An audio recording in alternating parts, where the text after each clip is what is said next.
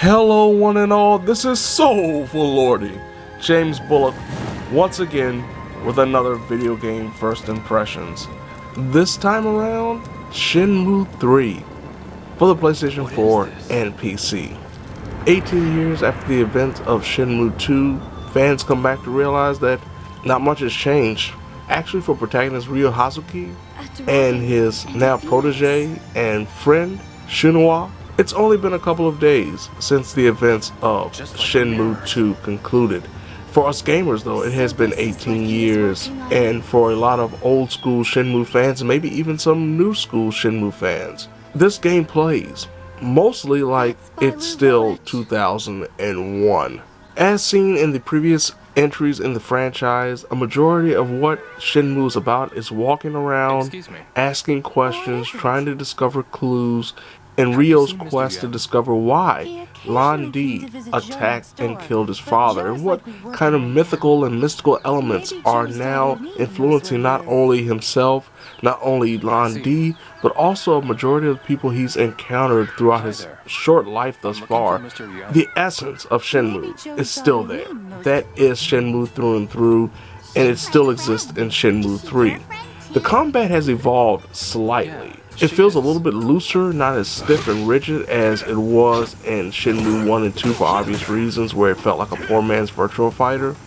But it still is not the best. It still takes some time getting used to it.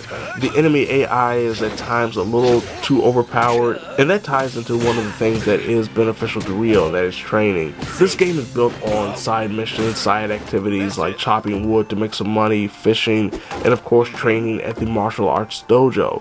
By completing certain sequences and sparring with fighters, Ryo can increase his attack power, his endurance, and his overall kung fu. And these are necessities against certain enemies, because even early in the game you take on enemies that have a higher level of kung fu or attack power than you and will wipe the floor with you without even trying. So you having to go back, train a little bit, and get higher to grind, essentially.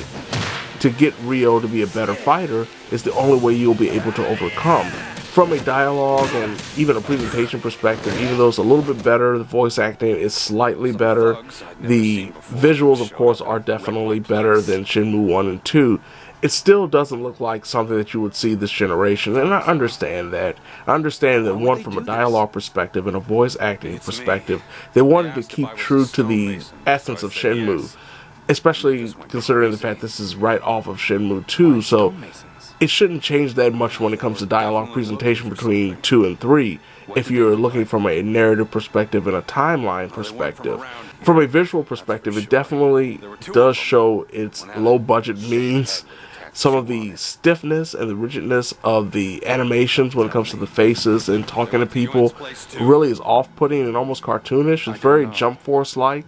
For me personally, I respect the fact that Shenmue has always been a game about time management. You try to get as much done as you can during the short period of time between dusk and nightfall. But this game, I will say, actually respects your time management a lot more, because of the fact that instead of having to just simply wait around and do nothing for, say, you have to meet a guy at 7 o'clock at night and it's 8 o'clock in the morning, you now have the ability to skip past that time and go directly to the next scene, which I definitely appreciate. You also can fast travel quickly from the time you leave Shenmue's house to whatever spot you need to go to, or spots that you've already visited that is influential to the story. I respect that as well.